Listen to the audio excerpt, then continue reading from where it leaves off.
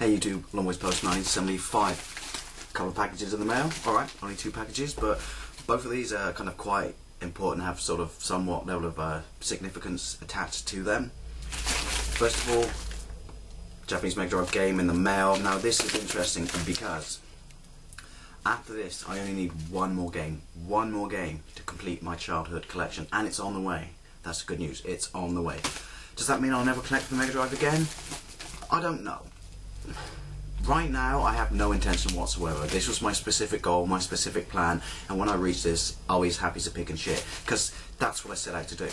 You know, these are games I had when I was a kid, and these are games I have, you know, nostalgia and you know, fond, warm feelings attached to. You know, they remind me of my childhood and, you know, all that cool stuff. And these are games I still play, even though some of them are really bad. These are games I still play, so probably won't collect for the Mega Drive. Probably collect for my other systems. You know, start picking up stuff for the NES, the Dreamcast, the TurboGrafx, and this. Not necessarily going to go absolutely batshit crazy collecting for them. You know, no complete collections of stuff like that. Certainly not for this one, because, you know, a fool and his money are easily parted, and that would just be ridiculous. But sort of the games that I missed out on when I was a kid, and once again they may not necessarily be the best games for the system, but just the ones, you know, I wanted to play or missed out on when I was a kid. Anyway, let's get to the point of what this game is. This is a Japanese copy of Forgotten Worlds. Love this game, I love this game. Story attached to this game is simple. When I was a kid, I didn't mail order this. There was a shop downtown called the In Shops. I've said this before, there used to be one in Western Supermare as well, and we're talking, you know, sort of 1989, 1990 here, and they actually had a section of Japanese imported Mega Drive games, and they weren't even that more expensive than what they would be officially, you know, a year later when they came out in the UK. And I bought this game from there. Bought this game from just down the road. Not obviously this specific one, so kind of cool, kind of cool. Now this is an absolutely fantastic game. I mean, you must know this game by Capcom. This only cost me £4. There is a reason this only cost me £4. I'm very happy it only cost me £4, because it's not in the best of nick. But then, while I have mint games, I don't necessarily want a mint game. My basic goal is just to get a box game. I don't want something that's completely, you know, fucked, for want of a better term. But boxed is the goal, and so the condition of the game does not necessarily sort of, you know, I'm not going to go batshit crazy to hunt down that, you know, absolutely minty fresh specimen out there or whatever. Manual as well would be nice. I mean, this is complete, although as you can probably see, the manual is as well thumbed as a phone book in a public call box. Do you even still have them anymore? I don't know. It's got a tear, but you know what? I ain't pissing the motor in for £4. Cartridge is in, you know, pretty decent nick. It does work. I have tried it. There's a little tear on the top, sorry, but you know, what are you going to do for £4? You can't piss them on for them apples. That's absolutely crazy. So yeah, very happy about that, because not only is this game absolutely freaking amazing, but yeah, one more to go. Now this is amazing. This came all the way from Japan, and it only cost me £25. Took 2 weeks to get here, and you know, pointless facts. There's 19 stamps on it, right? There's 19 stamps. And they have a picture of a rooster on. I don't know what the significance is of that. I don't know if it's like stamps in this country where they rotate the images or they go in phases. Also, the other thing that's really interesting is on the sort of customs little sort of disclaimer, it says game system, no lithium batteries. I don't know what the problem is sending a lithium battery abroad, but apparently there is one. Now, yeah, before I crack this open, a little bit of history. I have been after this. I've not religiously been after it, but I have been after it since October the 30th, 1987. Now, even though when I was a kid, thanks to Me Machines, and did anyone else remember the Me Machines big console books, the yellow one, the red one, and the blue one that just right at the start of grey importing before these consoles came out in this country, they had this big sort of review of all the games across all the systems, but right at the front they had all the systems. You know, they had the PC Engine, the Mega Drive, they had the Conix, which is amazing because I don't think it ever came out.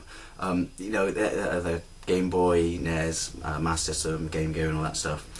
And even though I never, you know, wavered for 1 minute of importing a Mega Drive, Japanese Mega Drive when I was a kid, I did spend hours pouring at the other system and comparing the specs on these reviews on one page, you know, stuff like number of colours on screen, the processor, although that meant absolutely nothing to me as an 11-year-old. How many channels sound they had, you know, storage of the cartridges and whatnot. And even though there was no doubt that I was ever going to get a Mega Drive, this other system has always been there. It's always been a system I've wanted to own. I've always, you know, there's always been this level of coolness attached to this system. My brother still has one. He has a box one, lucky bastard. He should have sold that to me, but he wouldn't. And this is that system. Now, this only cost me 25 quid. It's not complete. It's not even boxed. It's just the system itself, a control pad. But that's not a problem, because somewhere over there I have another envelope with the power unit and the TV cable. I just couldn't be bothered to find it, and I didn't think it'd be that interesting opening an envelope full of leads. But yeah, let's get into this. What is this? Well, you know what this is. It's up there in the title.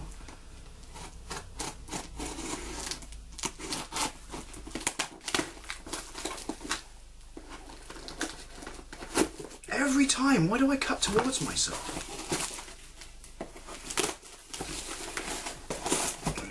Side, I think you know what it is. Oh, let's try not to drop it. Comes with a pad.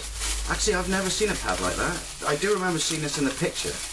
I'll be honest, right, this console's not an amazing nick. The seller was completely honest. I totally knew what I was getting into when I bought it. It is, I think, an official PC Engine pad. It's got the logo. Doesn't say whether it's made by NIC on the back. I guess it kind of looks like a turbo pad. It's got 2 turbo switches. But yeah, that's the pad. Let's get this bad boy out. Oh. Oh shit, it's got a game. Look at that. Look at that beast.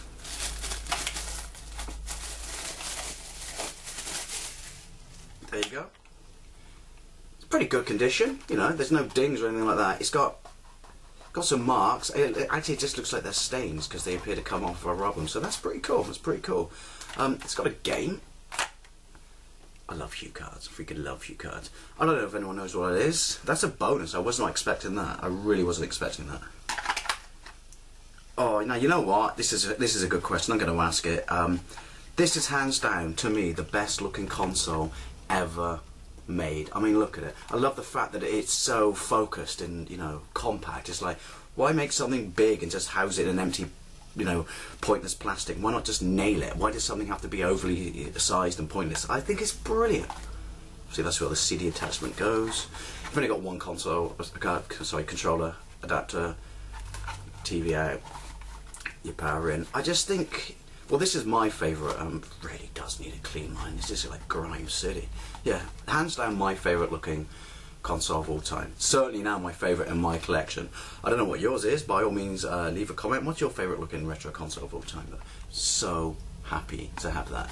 And what's really cool about this, when I mention the size, is this console's dimensions are 5.5 inches by 5.5 inches by 1.5 inches, and I don't know why I did that in inches, because when I went to school we did stuff in centimetres, but I don't even know what the conversion is of that. And this is actually in the Guinness Book of World Records as the smallest console ever produced. And I checked it out, yeah, I checked it out. There is a Guinness World Record book downstairs, and yes, I know Guinness World Records is kind of sad, but I have an auntie who sends it to me every year for Christmas and has done since I was like 5, so that's so cool, man. I really do think that's sort of, from a console perspective or a manufacturer's perspective, sort of a really cool thing to boast about. But yeah, hands down, best looking console of all time. So I can't tell you how happy I am about this.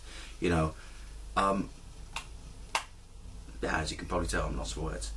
Amazing, amazing. I've always wanted one of these. As I said, while I always intended to get the Mega Drive first, this has always been at the back of my mind from day one, as a child or right up to now, to eventually own, you know. So that's one tick off the list of holy grails.